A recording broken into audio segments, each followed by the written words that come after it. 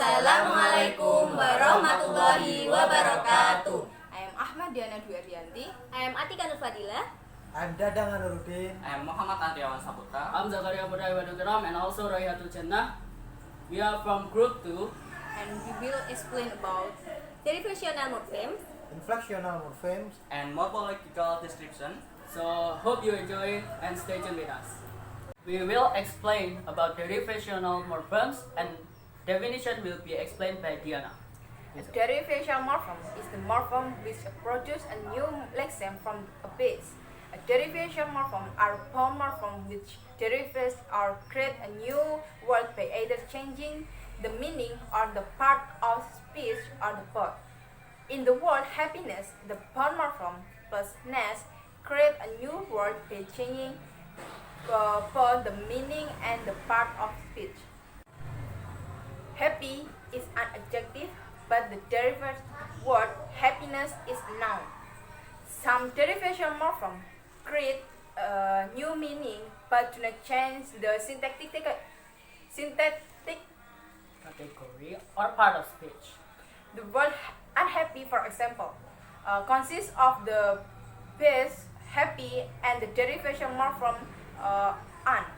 Happy is an adjective and the derived word unhappy is also an adjective.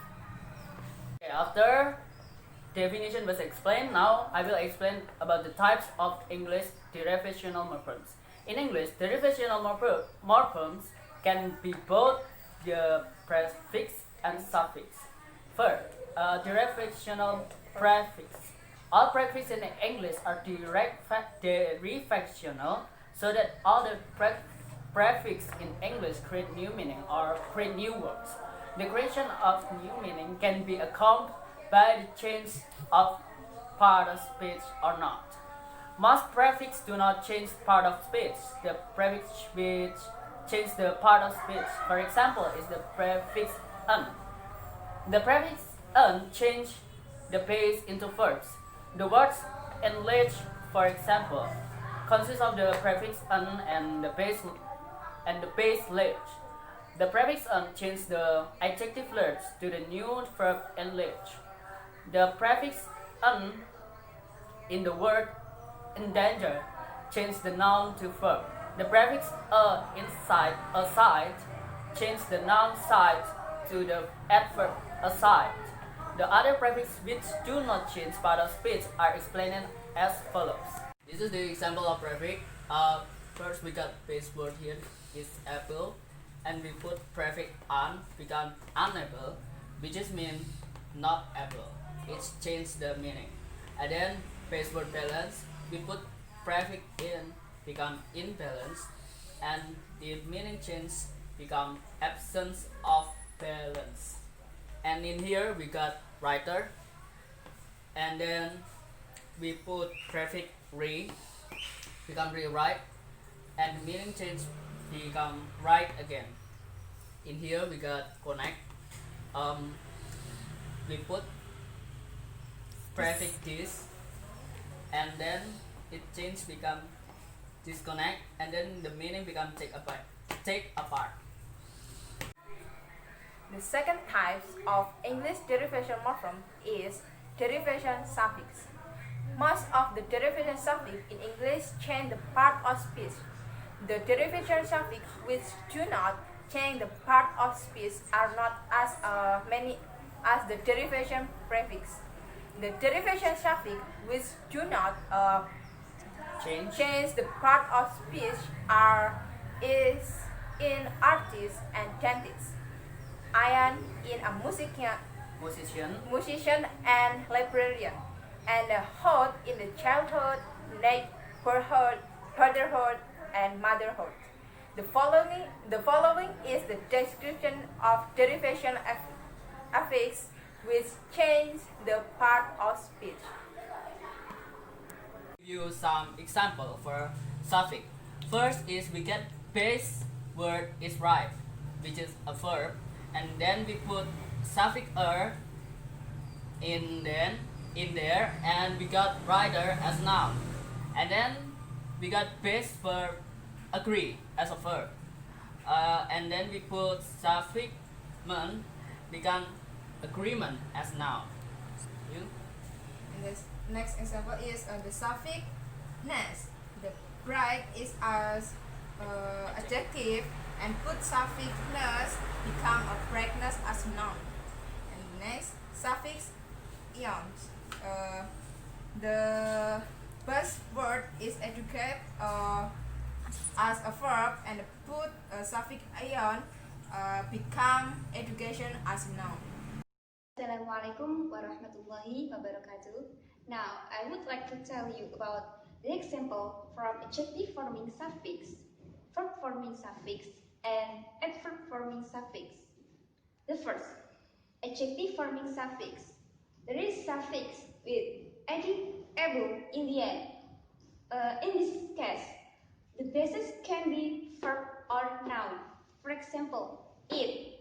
Here, it is verb, and we can put able in the end of it. So, it plus able is eatable. And then, suffix with full. For example, care. Care. Here is noun, so we can put full in the end of care. Care plus full is careful. And then, verb forming suffix. In this case, the basis can be adjective. For example, white. White here is adjective, and we can put an in the end of white. So white plus an is widen. And then suffix with -i. In this case, the basis can be adjective or noun. But in this example, I take clear. Clear here is adjective. I'm sorry. Clear is adjective, and plus -i in the end of clear. So clear plus -i is clarify. And last, adverb forming suffix. For example, loud.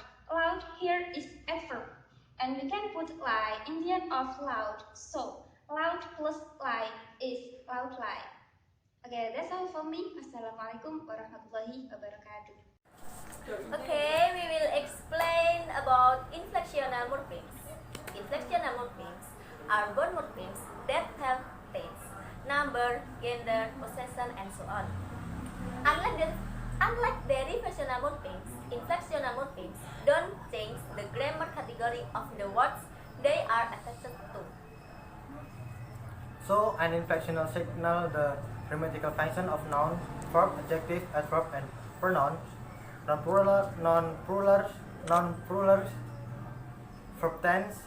An inflectional morpheme is used to create a variant form of a word in order to signal grammatical information. For example, the suffix plus ate signal that a verb is past tense, work. And then, types of English inflectional morphemes. The first type is regular. What is regular inflectional? Regular inflectional. The way we think a word is usually governed by consistent predicatable rules. This is known as regular inflection. For example, we usually create the past simple tense of verbs by adding the or it, as in heard or walked, which also function as the verb's past participle. And we create plurals by adding s or is to the ends of nouns, as in dogs, cats.